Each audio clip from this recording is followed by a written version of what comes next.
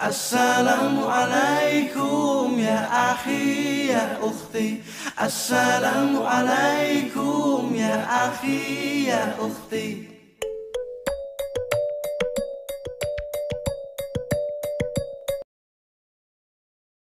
Bismillahirrahmanirrahim. Assalamualaikum warahmatullahi wabarakatuh.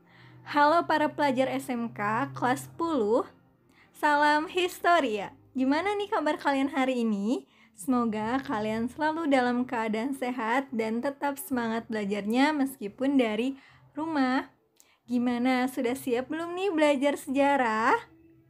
Baik anak-anak, kita mulai saja ya.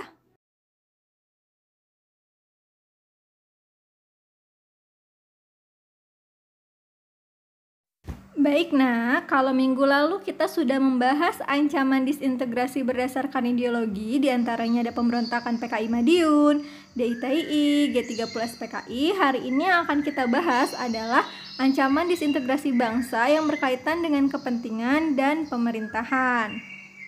Baik, nah, kita mulai dari pemberontakan yang berkaitan dengan kepentingan, yaitu dimulai dari pemberontakan Angkatan Perang Ratu Adil.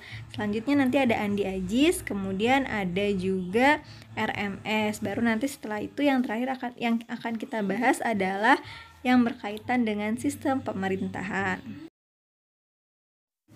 Baik, nah, ada yang tahu latar belakang dari pemberontakan APRA? Kenapa ya bisa terjadi pemberontakan APRA? Nah, pemberontakan APRA ini dipimpin oleh Raymond Westerling. Pemberontakan ini dipelopori oleh golongan kolonialis Belanda yang ingin mengamankan kepentingan ekonominya di Indonesia. Selain itu juga bermaksud untuk mempertahankan kedudukan negara Pasundan. Kalian masih ingat nggak di bab 8 kita membahas konferensi meja bundar. Salah satu keputusan dari konferensi meja bundar adalah bentuk negara kita yaitu menjadi RIS, Republik Indonesia Serikat, yang terdiri dari beberapa negara bagian. Salah satu negara bagiannya adalah negara Pasundan. Kalau sekarang kita mengenal negara Pasundan ini adalah Provinsi Jawa Barat. Jadi Provinsi Jawa Barat dulu namanya pernah negara Pasundan. Pemberontakan atau gerakan APRA ini diberi nama Ratu Adil karena ingin mendapatkan simpati dan dukungan dari rakyat, nak. Kalau tadi latar belakangnya, sekarang yang akan kita bahas jalannya pemberontakan APRA. Pada 23 Januari 1950, Westerling menggerakkan pasukan APRA berkekuatan lebih dari 500 orang untuk menyerang kota Bandung. Pasukan APRA berhasil menduduki markas staf divisi Siliwangi. Selain di Bandung, APRA juga merencanakan gerakan di Jakarta. Menurut rencana, gerakan APRA di Jakarta yang dibantu oleh Sultan Hamid II ini akan dilaksanakan pada 24 Januari 1950. Nah, perlu kalian ketahui yang menjadi otak dari pemberontakan APRA adalah Sultan Hamid II. Lalu bagaimana pemerintah untuk menumpas pemberontakan APRA ini? Jadi, pemerintah mengirimkan APRIS, Angkatan Perang RIS, untuk menjalankan gerakan Operasi Militer 2 dalam menumpas teror APRA. Selanjutnya, operasi militer pun dilakukan di Jakarta dan berhasil menangkap Sultan Hamid II pada 4 April 1950. Sedangkan Kapten Raymond Westerling berhasil melarikan diri ke luar negeri pada 22 Februari 1950. Selanjutnya, pemberontakan Andi Ajis. Latar belakang dari pemberontakan Andi Ajis diawali dengan penolakan Andi Ajis terhadap masuknya pasukan APRIS TNI ke wilayah Sulawesi Selatan. Pasukan Andi Ajis menamakan diri sebagai pasukan bebas. Jalannya pemberontakan. Pada 5 April pukul 5 pagi, Andi Ajis beserta pasukannya yang dibantu oleh tentara kerajaan atau tentara Belanda dan Kenil menyerang markas APRIS di Makassar. Mereka berhasil menguasai markas APRIS dan juga kota Makassar. Beberapa perwira ditawan termasuk Letnan Kolonel Moko Ginta dan beberapa prajurit APRIS atau TNI menjadi korbannya. Lalu gimana nih cara pemerintah untuk mengatasi pemberontakan Andi Ajis?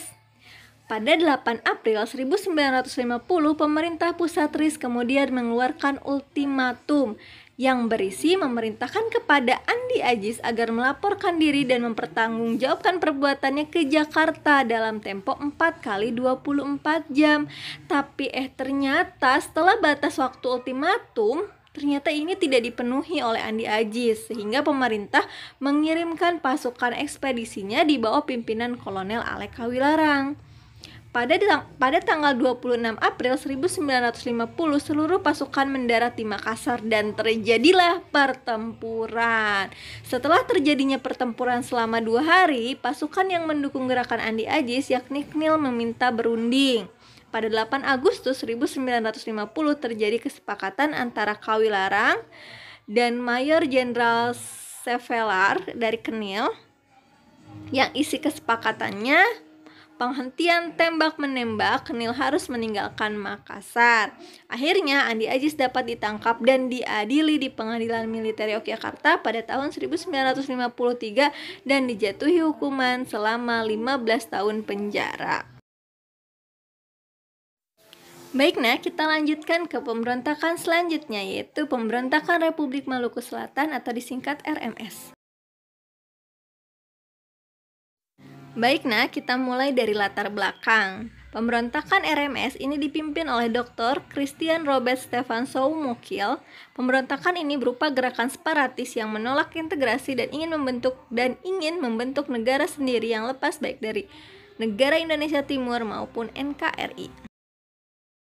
Jalannya pemberontakan RMS. Pada 25 April 1950, Soumukil memproklamasikan berdirinya RMS dan menetapkan Ambon sebagai ibu kota RMS. Rakyat yang mendukung RI ditangkap dan dipenjarakan. Upaya penumpasan pemberontakan RMS oleh pemerintah Indonesia. Pada 14 Juli 1950, Gerakan Operasi Militer 3 yang dipimpin oleh Kolonel A.E.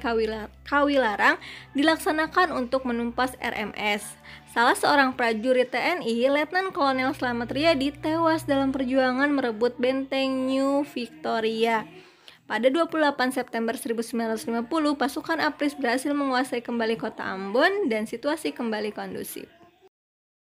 Baik, nah kita masuk nih ke materi terakhir, yaitu pemberontakan yang berkaitan dengan sistem pemerintahan. Ada pemberontakan PRRI Permesta. Itu yang lagi rebahan, yang ketahuan ngantuk, coba cuci muka dulu, terus lanjutkan kembali video pematerian dari Ibu. Masih semangat kan? Harus tetap semangat karena ini materinya terakhir, sedikit lagi. Tetap simak penjelasan dari Ibu ya, Nak. Baik, nah kita mulai dari latar belakang. Sebelumnya antara PRI dan Permesta ini berbeda ya, mereka berdirinya sendiri-sendiri, tapi nanti Permesta mendukung gerakan PRRI. Kenapa sih mendukung? Mereka memiliki latar belakang yang sama, yaitu pergolakan yang muncul di Sumatera dan Sulawesi dipicu oleh ketidakpuasan terhadap alokasi dana pembangunan yang diterima dari pemerintah pusat. Mereka menempuh jalan non-parlemen dengan membentuk dewan-dewan di daerah. Nama dewan daerahnya ada Dewan Banteng, ada Dewan Gajah, dan Dewan Garuda. Baik, nah, Panglima Teritorial 7, Letnan Kolonel Venje Sumual, pimpinan Dewan Manguni, memproklamasikan berdirinya Perjuangan Rakyat Semesta atau Permesta pada 2 Maret 1957. Di Sumatera diproklamasikan juga Pemerintah Revolusioner Republik Indonesia atau PRRI oleh Ahmad Hussein pada 15 Februari 1958. PRRI kemudian mengangkat Safrudin Prawiranegara sebagai Perdana Menteri. Jalannya pemberontakan. 2 hari setelah PRRI diproklamasikan di Sulawesi Utara dan Tengah, menyatakan mendukung PRRI. Gerakan tersebut dikenal dengan Permesta. Jadi nanti Permesta ini mendukung gerakan PRRI.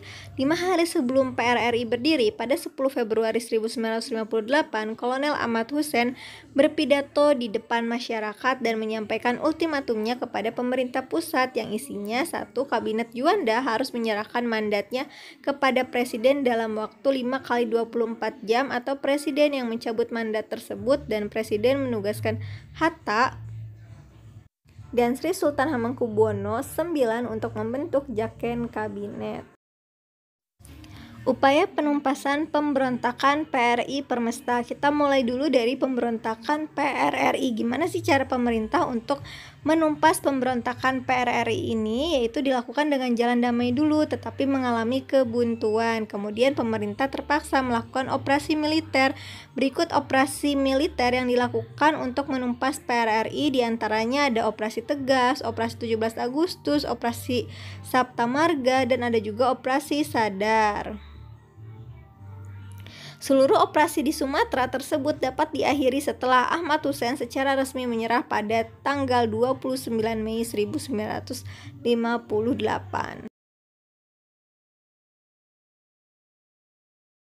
Baik, nah kalau tadi kita membahas tentang upaya untuk menumpas pemberontakan PRRI, sekarang kita lanjut ke cara pemerintah untuk mengatasi pemberontakan Permesta. Dalam rangka menumpas gerakan Permesta, pemerintah melancarkan Operasi Merdeka pada April 1958 di bawah pimpinan Letnan Kolonel Rukminto Hendraningrat. Operasi penumpasan pemberontak Permesta sangat berat. Hal tersebut karena Permesta mempunyai persenjataan yang modern, seperti pesawat pembom B-26 dan pesawat pemburu Mustang. Selain itu, Permesta juga mendapat bantuan dari pihak asing. Pada pertengahan tahun 1961, para pemimpin Permesta menyerah kepada pemerintah RI. Baik, nah sumber belajar yang dapat kalian gunakan boleh dari modul bab 9, boleh nyari sumber lainnya dari internet ataupun buku-buku lainnya. Baik, nah sekian pematerian dari Ibu. Gimana nih, sudah paham belum dengan penjelasan dari Ibu? Kalau ada hal yang ingin kalian tanyakan, boleh kalian japri ke Ibu atau boleh juga melalui GCR. Karena materi bab 9 ini untuk part 2-nya sudah Ibu share juga di GCR. Kalian bisa isi di kolom komentar jika ada yang ingin kalian tanyakan. Alhamdulillah pembelajaran hari ini telah selesai. Nanti kita lanjutkan di WA group untuk main games jawab cepat. See you next time. Dijaga selalu sholatnya, dijaga kesehatannya, budayakan selalu untuk membaca. Sampai ketemu minggu depan. Don't forget to be happy. Wassalamualaikum warahmatullahi wabarakatuh.